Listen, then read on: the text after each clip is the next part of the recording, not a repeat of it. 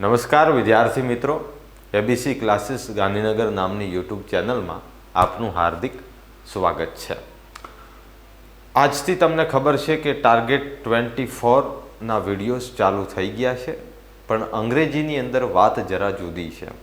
કારણ કે અંગ્રેજીની અંદર વ્યાકરણનું ભારણ જે છે એ વિભાગ સી અને ડી આપણે કરવાના છીએ, તો એનો ટાર્ગેટ રહેશે 30 માર્કનો, એટલે કે ટાર્ગેટ 30. રોજ ડેઈલી દરેક વિષયનો, એટલે કે મુખ્ય જે આપણા 4 વિષય છે એનો વિડીયો આવવાનો જ છે. સમયનો વ્યર્થ ન થાય એ માટે આપણે શરૂઆત કરી દઈએ વિભાગ સીથી. તો વિદ્યાર્થી મિત્રો, વિભાગ સીની અંદર આપણે સૌથી પહેલાં તો અહીંયા ફંક્શન્સ આવે છે જે જોડકા સ્વરૂપે આવે છે. તમે જોઈ શકો છો, એને જોડવાના છે. આ બાજુ 3 પ્રશ્ન આપેલા છે, તો આ બાજુ 4 ઓપ્શન પણ છે. જોઈએ, તમે બધાએ આખું વર્ષ સરસ અભ્યાસ કર્યો જ છે, તો તમને પણ ફાવશે. Manthan, who is my cousin, sings well. તો અહીંયા મંથનનું વર્ણન કર્યું છે, બરોબર છે. અને કીવર્ડ્સ તરીકે હુ પણ આપેલું છે, તો આના આધારે પણ તમે નક્કી કરી શકો છો કે આ જે વાક્ય છે એ ડિસ્ક્રાઇબિંગ પર્સનનું છે, એટલે કે વ્યક્તિનું વર્ણન. ડિસ્ક્રાઇબિંગ પર્સન એટલે વ્યક્તિનું વર્ણન. ત્યારબાદ The result was declared last week. Okay, ગયા અઠવાડિયે પરિણામ જાહેર થયું. ઓકે, તો આ એક્શન છે, ડિસ્ક્રાઇબિંગ એક્શન. ત્યારબાદ છે હુર્રા, વી હેવ ગોટ ઇટ. તો આ જશે આપણું એક્સપ્રેસિંગ નેસિટીઝમાં, બરોબર. તો 3 માર્ક્સના આવા જોડકા પૂછાશે. ત્યારબાદ choose and write the appropriate response to complete the conversation. અહીંયા પણ ફંક્શન છે, પણ ડાયલોગ સ્વરૂપે છે. કોની વચ્ચે ડાયલોગ છે? આર્યા અને રૂપેશ વચ્ચે. શું કહે છે Arya? when do you do your homework? તું તારું હોમવર્ક ક્યારે કરે છે? તો રૂપેશ જવાબ આપે છે, પણ સ્પેસિફાઈંગ ટાઈમમાં. તો નીચેના 4માંથી કયું જે વાક્ય છે એ સ્પેસિફાઈંગ ટાઈમ દર્શાવે છે? તો તમે પણ જુઓ કયું વાક્ય જે છે એ સ્પેસિફાઈંગ ટાઈમ દર્શાવે છે. તો જોઈએ, તો એમાં સી આવશે, I do my homework at 6 o'clock in the morning. આ જે વાક્ય છે એ સ્પેસિફાઈંગ ટાઈમ દર્શાવે. તો આ બંનેનો આપણે સંદર્ભને સમજવાની કોશિશ કરવાની, બરાબર. એવી રીતે આપણે જવાબ આપવાનો. ઘણીવાર આ ખાલી જગ્યા ઉપર આપેલી હોય તો નીચેના વાક્યનો સંદર્ભ લો, બરોબર છે. નીચે આપેલી હોય તો ઉપરના વાક્યનો સંદર્ભ લો, બરોબર છે. ભવ્ય, 37મો પ્રશ્ન. ભવ્ય અને મોન્ટુ. ભવ્ય કહે છે કે why do you get poor marks in maths? કેમ તારે મેથ્સની અંદર ઓછા ગુણ આવ્યા? તો showing reason and result. Reason એટલે કારણ અને રિઝલ્ટ એટલે પરિણામ. તો કારણ અને પરિણામ બતાવવાનું છે. તો જુઓ શું કહે છે કારણ અને પરિણામની અંદર કે maths is a very difficult subject. I get poor result because I don't like maths. My maths teacher always assign difficult task and I will pass either in maths or science. તો આમાં જવાબ આવશે કે I get poor result because I don't like maths, બરાબર. Reason બી આવી ગયું અને result બી એની અંદર આવી ગયું. ત્યારબાદ આપણે આગળ વધીએ. 38મો. હરિતા અને સ્પંદન વચ્ચે સંવાદ છે. અહીંયા પહેલેથી જ ખાલી જગ્યા આપી દીધી, તો નીચેના વાક્યનો સંદર્ભ લઈશું.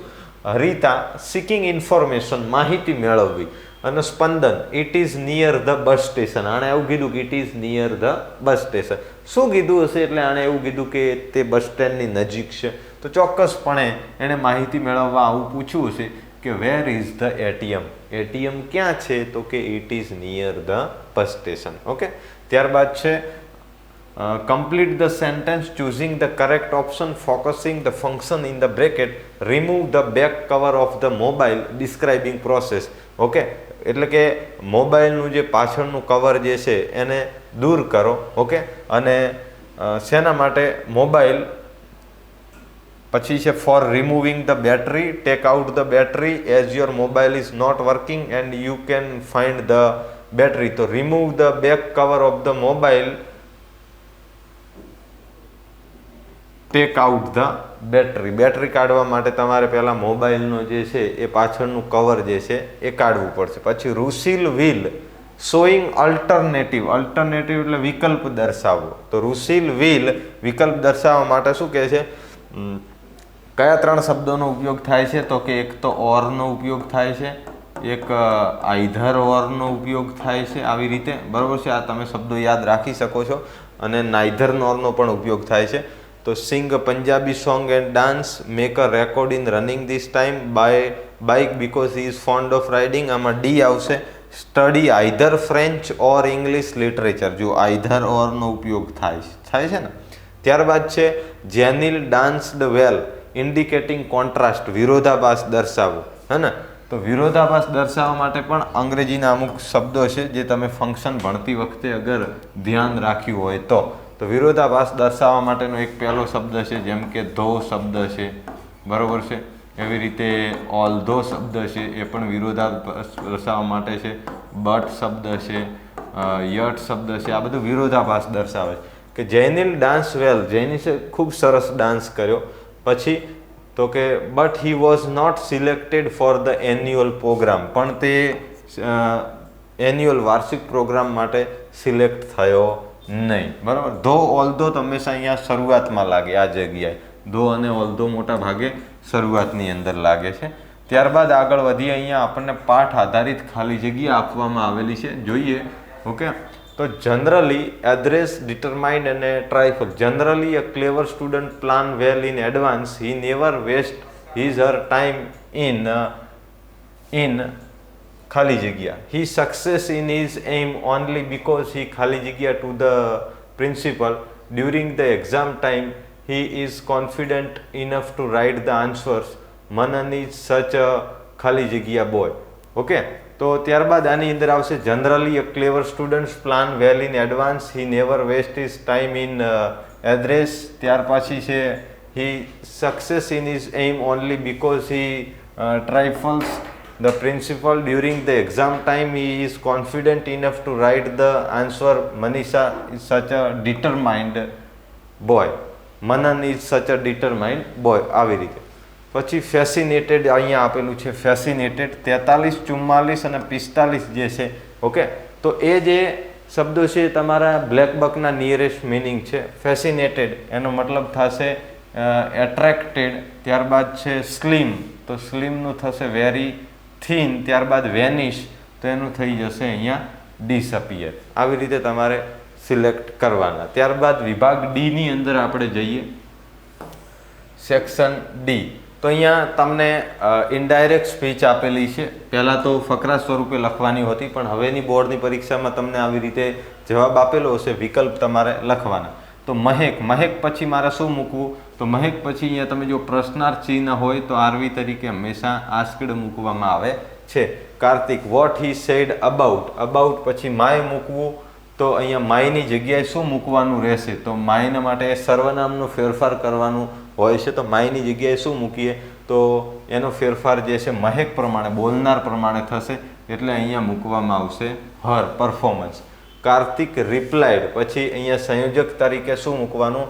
તો Kartik replied that he could say she had done it gracefully. ટુડેનું શું થશે? તો ટુડેનું થઈ જશે અહીંયા ધેટ ડે. ઓકે. ત્યારબાદ અહીંયા કંજક્શન છે. Mister Khanna was busy, he did not pay attention to my request. તો અહીંયા આવશે સો, કે મિસ્ટર ખન્ના ખૂબ વ્યસ્ત હતા, તેથી તે મારી વિનંતી ઉપર ધ્યાન આપી શક્યા નહીં. Rajiv is the salesman, he comes to my office on every Wednesday. Okay. તો અહીંયા રાજીવ ઇઝ ધ સેલ્સમેન હુ, તો અહીંયા શું આવશે? બે વાક્યની વચ્ચે લાગશે હુ. તો અહીંયા હી નીકળી જશે, હીની જગ્યાએ હુ લાગશે, કે who comes to my office on every Wednesday. My younger son will eat dabeli, he will eat sandwich. તો અહીંયા આઈધર ઓરથી બનશે કે my younger son will eat either a dabeli or sandwich. એવી રીતે. ધ ફોલોઈંગ ડે કિંગ્સ, અહીંયા એપોસ્ટ્રોફિયસ લાગશે, Kings સન, રાજાના છોકરા, came down to near by river to swim. પછી કહે છે when he enter the water the father crosses the lovely gold necklace which the prince had taken off. ત્યારબાદ do as directed જે છે શું કરવાનું છે ડુ એસ ડાયરેક્ટેડની અંદર? તો ડુ એસ ડાયરેક્ટેડની અંદર વિદ્યાર્થી મિત્રો તમને નીચે અહીંયા આપેલું છે બીઈંગ લાઇક ધીસ, આવી રીતે બંનેની અંદર આપેલું છે. એના ઉપરથી તમારે સમજવાનું રહેશે કે આમાં કરવાનું શું છે. તો કે the policeman asked the stranger some questions. Okay, તો the stranger were asked some question by policeman. એક્ટિવમાંથી પેસિવ કરવાનું છે. The stranger did not reply any question. તો આવી રીતે આપણે એને એક્ટિવ વોઇસમાંથી પેસિવ વોઇસની અંદર ફેરવવાનું છે. તો કે any questions were not replied by stranger, એવી રીતે. The policeman held him by his collar. તો he was held by his collar by the police. એવી રીતે એક્ટિવમાંથી તમારે પેસિવ કરવાનું. ત્યારબાદ select the questions to gate underline word and phrase there question. તો અહીંયા અંડરલાઇન જે છે એ ફ્લુઅન્ટલી શબ્દ નીચે છે કે Reham can speak any language fluently. કેવી રીતે? તો કે ક્રિયાની રીત બનાવે છે તો હાઉથી બનશે. ત્યારબાદ આપણે 54મા નંબરનું જોઈએ. Vivek has recently join the gym for building his body. Okay, for building his body. તો આનો જે જવાબ જે છે એ વાયથી બનશે. અહીંયા આપણે નથી આપેલા, કહેવાનો મતલબ કે આ પ્રશ્નપત્રનું પરિરૂપ બોર્ડમાં થોડીક ભૂલ થઈ ગઈ, બાકી તમને લીટી આપેલી હશે કે why has Vivek join the gym, એવી રીતે. અને ત્યારબાદ 55મા નંબરનું છે the cook added a little red chilli powder in the sauce. તો આપણે અહીંયા જે બનાવશું એ હાઉ મચથી બનાવશું. જથ્થાની નીચે જ્યારે લીટી હોય જથ્થાવાચક શબ્દોમાં એટલે હાઉ મચથી બને.